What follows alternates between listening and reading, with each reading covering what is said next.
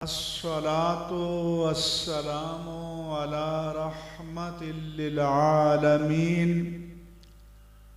حبيبنا وحبيب رب العالمين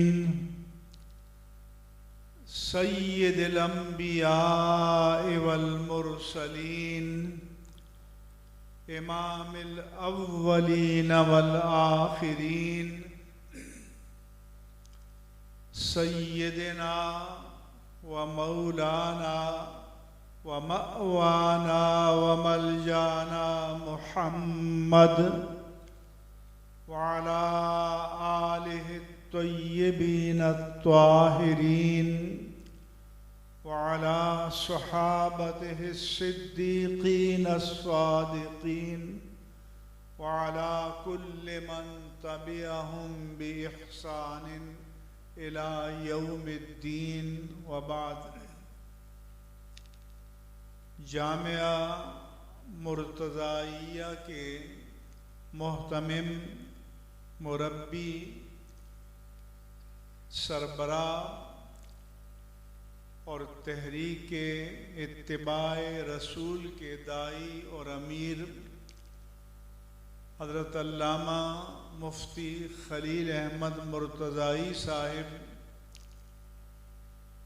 حضرت علامہ مفتی سید افضل حسین شاہ صاحب، شیخ الحدیث حضرت علامہ مفتی غلام نصیر الدین چشتی صاحب، حضرت علامہ صاحبزادہ محمد عبد المصطفیٰ ہزاروی صاحب، حضرت علامہ صاحبزادہ غلام مجتبی ہزاروی صاحب، حضرت علامہ صاحبزادہ غلام مرتضی ہزاروی صاحب، اسٹیج پر موجود جملہ اجلہ اکابر افاضل علماء کرام، مشائخ اعظام، خطباء ملت اور آج مسند فضیلت پر فائز ہونے والے علماء کرام، حفاظ کرام، جامعہ مرتضائیہ کے مؤقر لائق و فاضل اساتذہ کرام، طلباء کرام، اس ادارے کے معاونین کرام اور معزز حاضرین مجلس، السلام علیکم ورحمۃ اللہ وبرکاتہ۔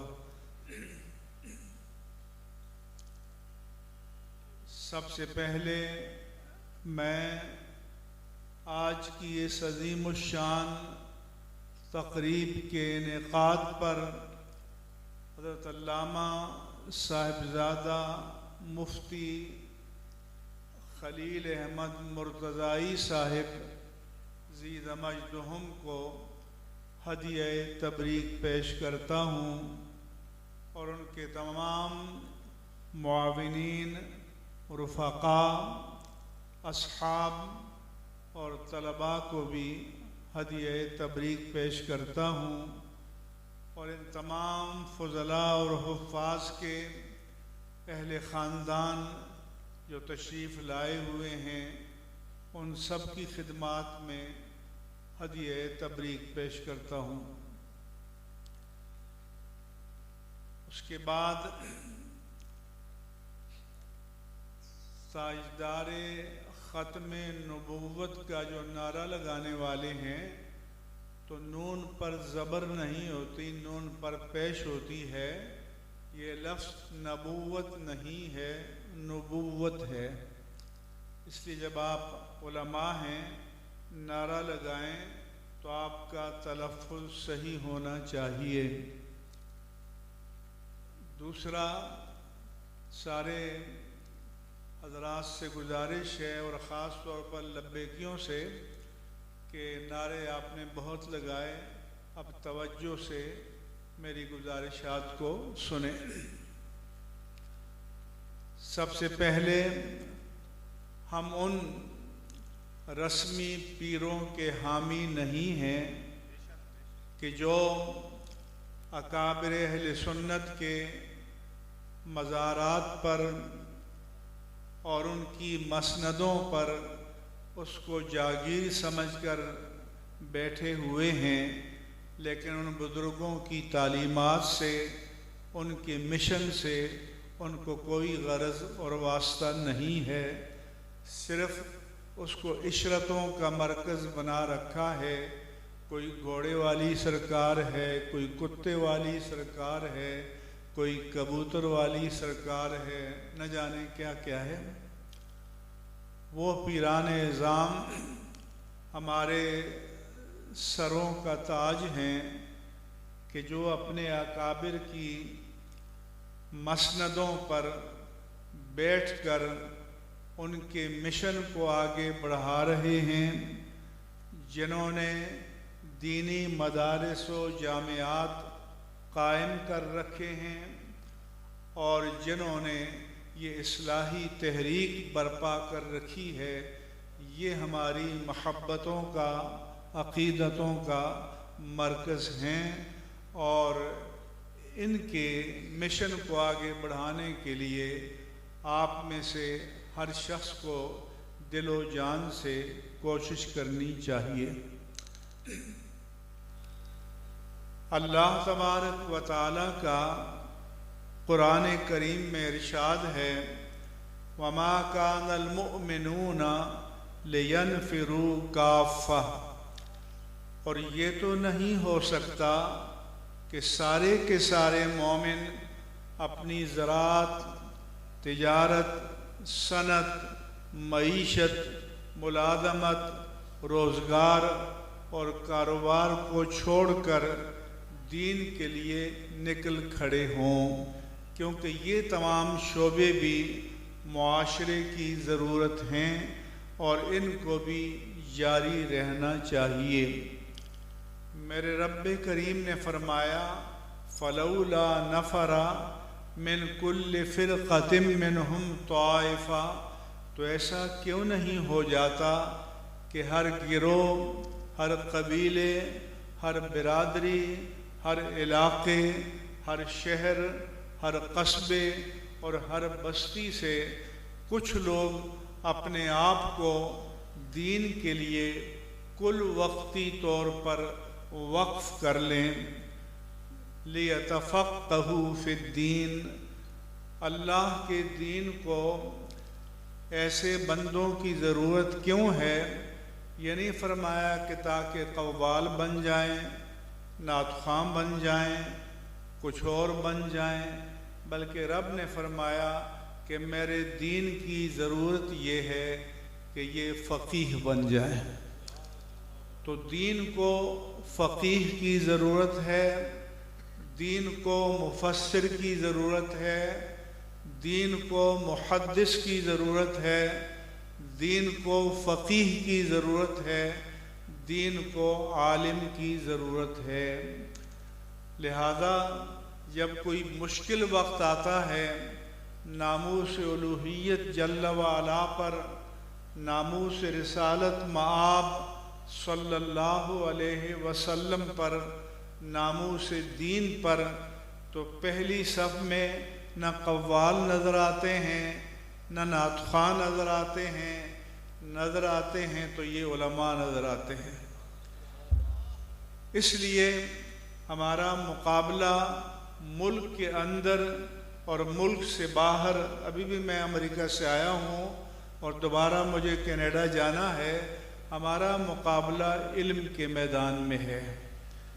اس لیے ہمیں علماء کی ضرورت ہے اور جتنی زیادہ سے زیادہ تعداد میں علماء دستیاب ہوں، اللہ کے دین کو اور اس کے مشن کو اس کی ضرورت ہے، کیونکہ وَلِيُنذِرُوا قَوْمَهُمْ إِذَا رَجَعُوا إِلَيْهِمْ، تاکہ جب وہ پلٹ کر اپنی قوم میں جائیں تو انہیں اللہ کے عذاب سے ڈرائیں، لَعَلَّهُمْ يَحْذَرُونَ، تاکہ وہ جہنم کا ایندھن بننے سے بچ جائیں۔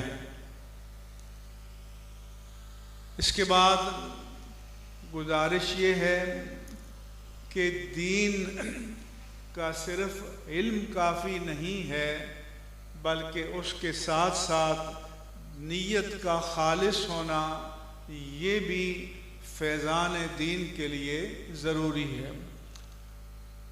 چنانچہ حدیث پاک میں فرمایا کہ من تعلم علما یبتغی بہ وجہ اللہ لعرض من الدنیا لم یرح رائحۃ الجنہ، جس نے وہ علم جسے صرف اور صرف اللہ کی رضا کے لیے حاصل کرنا چاہیے، اپنی دنیا سجانے اور بسانے کے لیے حاصل کیا، تو جنت میں جانا تو دور کی بات ہے، جنت کی خوشبو بھی نہیں سونگے گا۔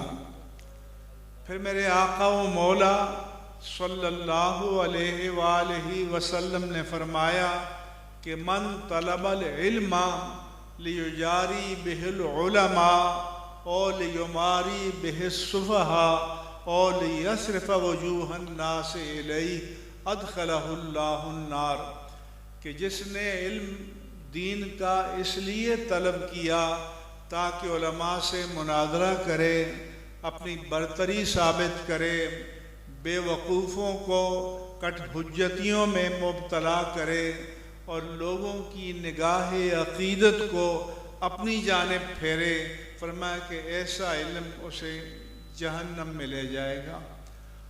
وہ علم اسے جنت میں لے جائے گا جو اللہ کی رضا کے لیے، اللہ کے پیارے مصطفیٰ کی رضا کے لیے اور اللہ تعالیٰ کے دین کے غلبے کے لیے حاصل کرے گا۔ اور یہ مت سمجھیں کہ اگر آپ اللہ اور اس کے رسول کی رضا کو اپنا منشور، اپنا مقصود، اپنا مدعا بنا کر دین حاصل کریں گے تو دنیا آپ کو نہیں ملے گی، دنیا آپ کے پیچھے پیچھے چلے گی، کیونکہ ان الرزق لیطلب العبد کما ان الرزق لیطلب العبد، کہ رزق بھی اسی طرح سے بندے کے تعاقب میں رہتا ہے جیسے موت بندے کے تعاقب میں رہتی ہے۔ لہذا جو رزق، جو نعمتیں آپ کے مقدر میں ہیں، اللہ تبارک و تعالیٰ آپ کو عطا فرمائے گا، لیکن آپ کا مقصد اور آپ کا مدعا صرف اللہ کے دین کا غلبہ ہونا چاہیے، اللہ تعالیٰ کی رضا ہونی چاہیے اور اس کے پیارے حبیب مکرم صلی اللہ علیہ وآلہ وسلم کی رضا ہونی چاہیے۔ حضرت صاحب نے جو اپنا منشور پیش کیا، چارٹر پیش کیا، اعلامیہ پیش کیا، میں اس کی مکمل تائید کرتا ہوں۔ عام یہ ہے کہ جب ایصال ثواب کریں اپنے بزرگوں کے لیے، اپنے وفات پانے والوں کے لیے، اپنے زندوں کے لیے، زندوں کو بھی ثواب پہنچانے کی کوئی ممانعت نہیں ہے کہ آپ مرنے کا انتظار کریں، لیکن جب آپ ایصال ثواب کریں تو اپنی برادری کو، رشتہ داروں کو، اپنے دوستوں کو اپنی ناک اونچی کرنے کے لیے دعوتیں نہ سجائیں، بلکہ جو ایصال ثواب کے لیے دینا چاہتے ہیں وہ ان مدارس کو دیں، اور یہ صدقہ جاریہ ہوگا۔ اس لیے کہ آج جیسے آپ کے لیے مہنگائی ہے، بجلی کے بل، گیس کے بل، دوسرے معاملات، اتنا ہی مہنگائی کا اثر ان مدارس پر، ان جامعات پر ہے۔ اس لیے جو اپنے باپ کے نام پر، اپنی ماں کے نام پر، اپنے دادا کے نام پر، اپنی دادی کے نام پر، اپنے بزرگوں کے نام پر ایصال ثواب کرنا چاہتا ہے، وہ آئے، ایک عالم کا پورا خرچ برداشت کرے، 2 عالموں کا برداشت کرے، 10 عالموں کا برداشت کرے، 10 حافظوں کا برداشت کرے۔ میرے پاس لوگ آتے ہیں کہ ہم ایک عالم کی کفالت کرنا چاہتے ہیں، تو میں کہتا ہوں کہ آج کم از کم 8 سے 10 ہزار روپے چاہیے فی کس جو اخراجات ہیں۔ ایک حافظ کی کفالت کرنا چاہتے ہیں تو 7,000 روپے فی کس چاہیے. تو اگر آپ اپنی ایصال ثواب چاہتے ہیں تو آپ کے پیسے سے جو عالم تیار ہوگا، آپ کے پیسے سے جو حافظ تیار ہوگا، اور جب وہ میدان عمل میں آ کر علم کی تدریس کرے گا، علم کی تبلیغ کرے گا، قرآن کی تدریس کرے گا، اور پھر آگے ان کے شاگرد کریں گے، آگے ان کے شاگرد کریں گے، ان سب کا ثواب آپ کے کھاتے میں لکھا جاتا رہے گا. اس لیے اس اجتماع کا پیغام یہ ہونا چاہیے کہ آپ حضرات ان مدارس اور ان جامعات کی سرپرستی کریں اور ان کی ذمہ داریوں کو، مالی معاملات کو اپنے ذمے لیں اور دینی معاملات کو ان بزرگوں پر چھوڑیں کہ جو ان اداروں کو چلا رہے ہیں. کیونکہ ہمیں بہت بڑی تعداد میں علماء کی بھی ضرورت ہے، حفاظ کی بھی ضرورت ہے، اور ہمیں بڑی تعداد میں ان مدارس و جامعات کی بھی ضرورت ہے. جو علماء فارغ ہوتے ہیں وہ بھی فارغ نہ بیٹھیں، وہ بھی اپنے اپنے علاقوں میں جائیں اور وہ بھی مدارس قائم کریں، اور جو اصلاحی تحریک اتباع رسول علامہ صاحب نے قائم کی ہے، اس تحریک کو بھی آگے بڑھائیں، اس تحریک کو بھی آگے پھیلائیں اور لوگوں میں ترغیب پیدا کریں کہ وہ اپنی ترجیحات کو دین کی ترجیحات کے مطابق بدل لیں. ہمارے ہاں سوچ کا انداز یہ ہے، اس قوم کی مجذوبیت کا عالم یہ ہے کہ ایک اسٹار نعت خواں آ کر بیٹھ جائے، 5-7 نعتیں اس نے یاد کر رکھی ہیں اور وہ نعتیں پڑھے تو آپ اس پر نوٹ نشاور کرتے ہیں. آج کل یہ مووی ہے تو نئے نئے بنڈل لا کر نشاور کرتے ہیں، شان دکھاتے ہیں. کس کو دکھاتے ہیں؟ اگر تم نے اللہ کے نام پر دینا ہے تو یہاں نمائش کرنے کی کیا ضرورت ہے؟ لیکن میں آپ سے پوچھتا ہوں کہ حضور کی نعت پڑھنے والے پر تو نوٹ نشاور کرتے ہو، لیکن جو مہینہ بھر مسند پر بیٹھ کر حضور کی حدیث پڑھائے اس کو پوچھتے ہو؟ جو مہینہ بھر مسند پر بیٹھ کر قرآن کی تفسیر پڑھائے، جو مہینہ بھر مسند پر بیٹھ کر فقہ اسلامی کو پڑھائے، جس کے بارے میں اللہ فرماتا ہے کہ میرے دین کو فقیہوں کی ضرورت ہے، مفتیوں اور عالموں کی ضرورت ہے، تو ان پر تو آ کر آپ نوٹ نشاور نہیں کرتے. تو پھر آپ کی دین کی ترجیح کیا ہے؟ یہ ناتواں پلٹ کر دین کو کیا دیتا ہے؟ یہ کون سے شعبے میں دین میں مصروف ہے؟ تو اس لیے جو دین سے محبت کرتے ہیں، جو اللہ کے پیارے مصطفیٰ سے محبت کرتے ہیں، جو رب ذوالجلال سے محبت کرتے ہیں، تو پھر وہ اپنے وسائل کو قرآن کی خدمت کرنے والوں پر صرف کریں، اپنے وسائل کو حدیث کی خدمت کرنے والوں پر صرف کریں، اور اپنے وسائل کو ان مدارس کو آباد کرنے والوں پر صرف کریں. کبھی نہ ہمارے حکمرانوں نے، نہ ہمارے مغرب والوں نے کہا ہے کہ بھئی نعت خوانیوں کو بند کرو، قوالیوں کو بند کرو. تو کہتے ہیں یہ تو آرٹ ہے، آرٹ کو تو پھیلانا چاہیے. ان کو فکر ہے تو مدارس کی ہے، ان کو فکر ہے تو جامعات کی ہے، ان کو فکر ہے تو علماء ربانیین کی ہے.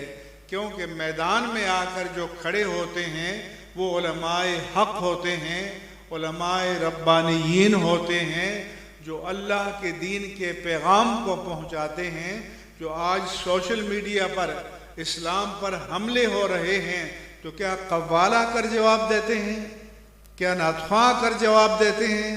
تو پھر آپ کی عقل کام کیوں نہیں کر رہی؟ کیا اللہ کے رسول کے مشورے کو کیوں نہیں مان رہے؟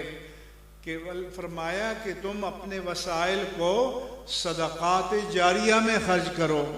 فرمایا کہ جب بندے کا انتقال ہو جاتا ہے تو انقطع عنہ عملوں، اس کے اعمال کا سلسلہ منقطع ہو جاتا ہے۔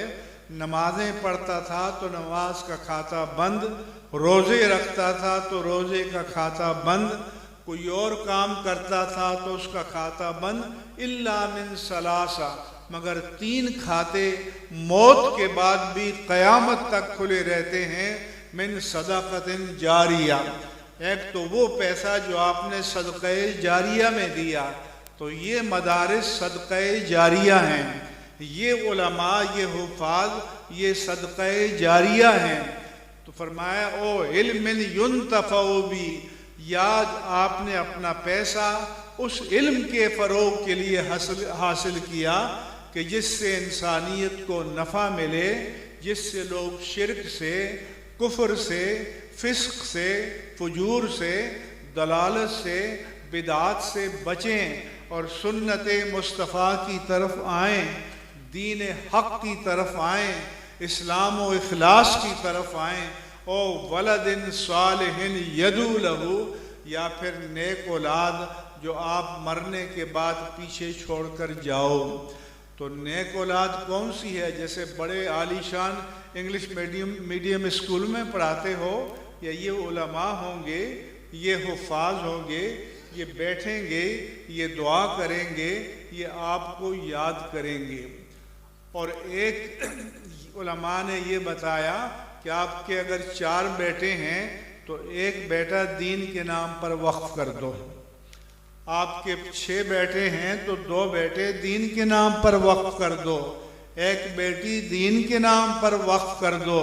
اور اگر اس کی توفیق نہیں ہے تو جن ماؤں نے، جن والدین نے اپنے بچوں کو دین کے لیے وقف کیا ہے، آگے بڑھو اور ان کی کفالت کو اپنے ذمے لو۔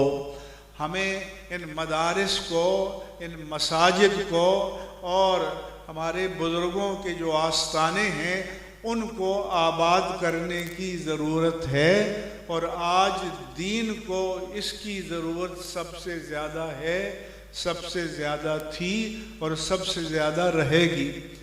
آپ ہی کے علاقے میں جڑاں والے میں آپ نے دیکھا کہ ایک سانحہ ہوا جو نہیں ہونا چاہیے تھا۔ اسلام آباد میں انٹرفیتھ کانفرنس ہوئی بین المذاہب ہم آہنگی کے نام سے، وہاں پر مسیحی بھی آئے، سکھ بھی آئے، ہندو بھی آئے اور دیگر مذاہب کے لوگ بھی آئے۔ ہمارے لوگ بچھے جا رہے تھے۔ جب میری باری آئی تو میں نے کہا کہ پہلی بات تو یہ ہے کہ میں یہ کہنا چاہتا ہوں کہ یہ اقلیت کی اصطلاح کو ختم کر دو۔ اقلیت تو ایک اضافی اصطلاح ہے، 10 کے مقابلے میں 5 اقلیت ہیں، 20 کے مقابلے میں 10 اقلیت ہیں۔ اقلیت کے معنی غیر مسلم کہیں بھی نہیں ہے لغت میں۔ مثلا یہاں اگر ہندو اقلیت ہیں تو 20 کروڑ مسلمان انڈیا میں ہیں، وہ اقلیت میں ہیں۔ اس لیے میں نے کہا کہ اس اقلیت سے محرومی کا تصور پیدا ہوتا ہے۔ آپ پاکستانی بنیں، ہم بھی پاکستانی ہیں، مسلم پاکستانی، غیر مسلم پاکستانی، اور ہمارا دستور، ہمارا قانون، ہمارا آئین، ہمارا مذہب سب کو جو پابند آئین و قانون غیر مسلم شہری ہیں ان کو تحفظ کی مکمل ضمانت دیتا ہے، اور ان کو اپنی عبادت گاہوں میں عبادت کرنے کی مکمل آزادی دیتا ہے۔ مگر میں نے کہا مظلوم تو ہم اکثریت ہیں۔ یہاں تو وزیر اعظم بھی آ گئے، وزیر اعلیٰ بھی آ گئے، چیف جسٹس بھی آ گئے، سارے بیوروکریٹ بھی آ گئے، سارے وزراء بھی آ گئے، مذہبی لوگ بھی دوڑتے ہوئے آئے۔ مستونگ میں جو میلاد مصطفیٰ صلی اللہ علیہ وسلم کے جلوس پر بم خودکش حملہ کیا گیا اور 55 شہید ہو گئے، 200 زخمی ہو گئے، آپ نے پڑھا کوئی وزیر اعظم گیا وہاں؟ آپ نے پڑھا کوئی وزیر اعلیٰ گیا وہاں؟ یہاں تو 20 لاکھ، ایک جان بھی تلف نہیں ہوئی، بہت اچھی بات ہے، ہمیں خوشی ہے، مکانات کو نقصان پہنچا، 20-20 لاکھ دے دیے گئے، ان کو کسی نے کچھ جا کر دیا ہے؟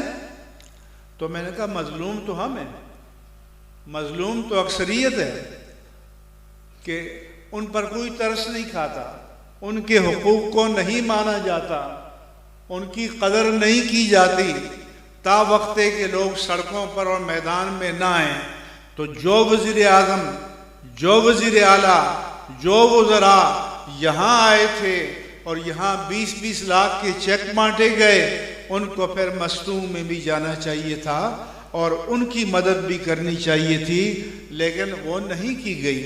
اس سے پہلے باجوڑ میں ہوا تو میں نے کہا کہ اگر آبادی کے تناسب سے بھی دیکھیں تو دہشت گردی کے اس ماحول میں مسلمانوں کا نقصان زیادہ ہوا ہے، 80,000 سے زیادہ شہید ہوئے اور ان کی جائیدادیں جو ہیں وہ تباہ و برباد کی گئیں، ان کے خاندان مٹا دیے گئے، لیکن کوئی انصاف نہیں کیا گیا۔ اس لیے ہم کہتے ہیں کہ غیر مسلموں کو بھی انصاف دو، لیکن مسلمانوں کو بھی انصاف دو۔ اگر اسلام اس ملک میں جرم نہیں ہے، اگر میلاد مصطفیٰ کا جلوس نکالنا جرم نہیں ہے، تو پھر ان مظلوموں کو بھی انصاف دینا چاہیے، اور ہم ان سے سوال کریں گے اور ان سے پوچھیں گے کہ انصاف کی تعریف کیا ہے، انصاف کس بات کا نام ہے۔ اور پھر میں نے کہا کہ یہ بیرون ملک سے کیوں آتا ہے؟ امریکہ میں مسجدوں پر حملے ہوئے، نیوزی لینڈ میں مسجدوں پر حملے ہوئے، فرانس میں ہوئے، یورپ میں ہوئے، کہیں وہاں نہیں پڑا میڈیا میں کہ اقلیت پر حملہ ہو گیا۔ یہ اقلیت کا لفظ یہاں استعمال کیا جاتا ہے پاکستان کے لیے۔ وہاں کہیں گے جی دہشت گردی ہو گئی، وہاں کہیں گے فلاں ہوا۔ تو جرم کو جرم کہو، جرم کو مذہب کی طرف منسوب مت کرو، اور جو جرم کرتا ہے اس کو سزا دو۔ لیکن میں نے یہ کہا کہ یہ بھی بتاؤ کہ اس واقعے کی بنیاد کیا تھی، اس واقعے کا سبب کیا بنا؟ تو مسیحی رہنما نے کہا ہمارے گھروں پر چھاپے مارے جا رہے ہیں۔ تو میں نے کہا حضور، میں اپنے مجرم کو اپنی بغل میں چھپا لوں، آپ اپنے مجرم کو اپنی بغل میں چھپا لیں، تو انصاف کس کو ملے گا؟ انصاف کہاں ملے گا؟ تو کیا آپ کی یہ ذمہ داری نہیں تھی کہ جنہوں نے توہین کی تھی ان کو خود آپ پکڑ کر قانون کے حوالے کرتے؟ اس کے بعد سرگودا میں کئی دن تک مسجد کے باہر نماز فجر سے پہلے قرآن کے اوراق ڈالے جاتے رہے۔ تو اس لیے مسلمان اور یہ ہمارے حکمران ہمیشہ معذرت خواہانہ رویہ ہمیشہ بچ جاتے ہیں۔ ان کو حق بات کہنی چاہیے، حق کے ساتھ کھڑا ہونا چاہیے، اور مظلوم مسلم ہو یا غیر مسلم ہو تو دونوں کے حقوق کی پاسداری کرنی چاہیے۔ اور پھر دوسرا کیا کہ بغیر تحقیق کے ایک جماعت پر الزام لگا دیتے ہیں۔ میں نے کہا کیا یہ دستور میں، قانون میں، آئین میں، اخلاق میں، اسلام میں یہ جائز ہے کہ آپ بغیر ثبوت کے کہتے ہیں فلاں گروہ ہے، فلاں جماعت ہے، فلاں نے کیا ہے؟ میں نے کہا سیال کوٹ میں ایک کارخانے میں ایک سری لنکن پر حملہ ہوا اور پھر کہا گیا فلاں جماعت نے کیا ہے۔ میں نے کہا ثبوت سے پہلے، انویسٹیگیشن سے پہلے، تحقیق سے پہلے آپ کو کون سا قانون اجازت دیتا ہے کسی کا نام لیں؟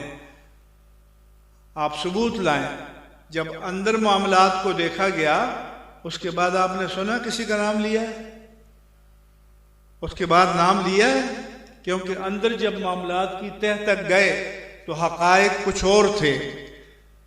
اسی لیے یہ طریقہ اس ملک میں صحیح نہیں ہے کہ ایک طبقے کو، ایک گروہ کو، ایک جماعت کو آپ ہدف بنا دیں۔ جہاں کوئی واقعہ ہو پہلے تحقیق کرو، پہلے تفتیش کرو، کسی کا جرم ثابت ہو ہم آپ کے ساتھ کھڑے ہوں گے۔ اسی طرح میں نے کہا کہ کوئی ہندو لڑکی، مسیحی لڑکی کسی مسلم لڑکے کے ساتھ محبت میں گرفتار ہوتی ہے وہ کلمہ پڑھ لیتی ہیں، شادی ہو جاتی ہے، کہتے ہیں جبری شادی کرائی جا رہی ہے۔ سکھر میں، خیر پور میں کے علاقے میں 2 ہندو لڑکیوں نے کلمہ پڑھ کر 2 مسلمان لڑکوں کے ساتھ شادی کی، تو سارا لبرل میڈیا 50 چینل دکانیں کھول کے بیٹھ گئے کہ جی جبری مسلمان کیا جا رہا ہے۔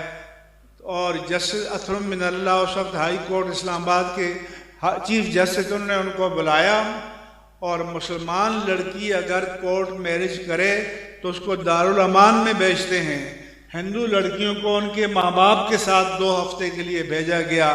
تو 2 ہفتے کے بعد وہ آئیں، عدالت میں کہا کہ ہم اپنے شوہروں کے ساتھ جانا چاہتی ہیں۔ تو میں نے کہا پھر یہ سارا الزام جو میڈیا نے لگایا یہ جائز تھا؟ کسی نے معافی مانگی؟ عدالت نے معافی مانگی؟ میڈیا نے معافی مانگی؟ اس لیے ہمارے علماء کو حقائق پیش کرنا چاہیے، اور میں سب لکھتا رہتا ہوں، اور یہ سارے میرے کالم چھپے ہوئے ہیں۔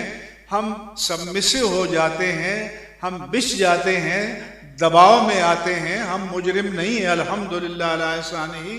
اس لیے جب بھی اسلام کی ترجمانی کرنی ہو جرأت کے ساتھ کرو، استقامت کے ساتھ کرو، میدان عمل میں کھڑے ہو کر کرو۔ اور میرے 78 سالہ زندگی کا تجربہ ہے، اگر آپ دین کے ساتھ کھڑے ہوں گے تو دین آپ کو کبھی گرنے نہیں دے گا۔ اللہ کا دین آپ کی عزت میں، آپ کی عظمت میں، آپ کے وقار میں اضافہ کرے گا۔ لیکن ان حکمرانوں کو آئینہ دکھانا چاہیے، ان حکمرانوں کے سامنے 2 ٹوک باتیں کرنی چاہیے، اور ان سے پوچھنا چاہیے کہ کیا مسلمانوں کا خون خون نہیں ہے؟ کیا مسلمانوں کی جان جان نہیں ہے؟ کیا مسلمانوں پر ظلم ہو جائے تو تم پر لازم نہیں ہے کہ ان کے پاس بھی جاؤ، ان سے بھی ہمدردی کرو، ان کی بھی مدد کرو، ان کو بھی زر اعانت دو؟ اس لیے یہاں جو ماحول پیدا کیا گیا ہے کہ جیسے من حیث القوم پوری پاکستانی قوم مجرم بن گئی ہے۔ بھئی کیسے بن گئی ہے؟ یہ جرائم تو یورپ میں ہوئے، امریکہ میں ہوئے، مسلمانوں پر ہوئے، مساجد پر ہوئے، نیوزی لینڈ میں جمعے کی نماز پڑھتے ہوا، لیکن کسی میڈیم نے آپ نے سنا مغرب کے کہ اقلیت پر حملہ ہو گیا؟ تو یہ اصطلاح صرف یہاں استعمال کی جاتی ہے۔ اور پرویز مشرف نے کہا تھا کہ لوگوں کو یہ ایک ہیلا سامنے آ گیا ہے کہ توہین کرو اور جیل میں جاؤ، اور وہاں سے امریکہ کا سفارت خانہ، کینیڈا کا، جرمنی کا، یورپ کا آئے گا اور اٹھا کر اس کو وہاں کی شہریت دے دے گا۔ ریمنڈ ڈیوس نے لاہور میں دن دہاڑے قتل کیے گئے، اس سے کسی نے قصاص لیا؟ اس کو پکڑا گیا تھا، لیا؟ اس ریمنڈ ڈیوس کو پورے اداروں نے عدالت کو اٹھا کر جیل میں لائے، اور جیل میں اس کو دیت کا معاہدہ کرایا گیا جبراً، اور پھر ایئرپورٹ پہنچایا گیا، خصوصی جہاز سے روانہ کر دیا گیا۔ کیا مسلمان کے ساتھ یہ سلوک ہوتا ہے؟ تو اس لیے میں علماء سے کہوں گا کہ قوم کے سامنے حقائق پیش کریں، اور ان کے سامنے جرأت کے ساتھ، جسارت کے ساتھ کریں۔ ہم ظلم کے ساتھی نہیں ہیں، نہ ظلم کے طرفدار ہیں۔ کوئی غیر مسلم پاکستانی ہے تو اس کی بھی جان، مال اور آبرو کا تحفظ ہماری ذمہ داری ہے۔ مسلم پاکستانی ہے، اس کی بھی ذمہ داری ہے۔ لیکن میں ایک طبقے سے کہتا ہوں کہ آپ سے ہمارا مطالبہ یہ ہے کہ قانون نے جو آپ کو اسٹیٹس دیا ہے اس کو مانیں۔ قانون، آئین نے کہہ دیا ہے کہ جو ختم نبوت کا منکر ہو، جو جھوٹی نبوت کا دعویٰ کرے وہ بھی کافر، جو اس کو نبی مانے وہ بھی کافر، جو اس کو مسیح موعود مانے وہ بھی کافر، اور جو اس کو مسلمان مانے وہ بھی کافر۔ یہ ہمارے دستور میں لکھا ہوا ہے، دوسری آئینی ترمیم ہے۔ آپ اس اسٹیٹس کو مان لیں تو کوئی جھگڑا نہیں ہے، یا ہندو بھی رہتے ہیں، یا مسیحی بھی رہتے ہیں، یا سکھ بھی رہتے ہیں، یا پارسی بھی رہتے ہیں، یہاں آپ بھی رہیں۔ اور میں نے باہر بھی جا کر کہا کہ یہ جھوٹ بولتے ہیں کہ ہماری جان کو خطرہ ہے، کوئی جان کو خطرہ نہیں، سارے پاکستانی یا غیر مسلم یہاں رہتے ہیں، آپ بھی رہیں، لیکن اگر ہم امریکہ میں، یورپ میں، فرانس میں وہاں کے آئین کو توڑ کر نہیں رہ سکتے تو پاکستان میں بھی جس نے رہنا ہے وہ پاکستان کے آئین کو، قانون کو، دستور کو، اس اسٹیٹس کو تسلیم کرے تو ہمارا کوئی کسی سے اختلاف نہیں ہوگا، اس کو تحفظ دیا جائے گا اور اس کو مسلمانوں کے شاعر کو استعمال کرنے کی اجازت نہیں دی جائے گی۔ یہ بنیادی مسائل ہیں۔ وما علیہ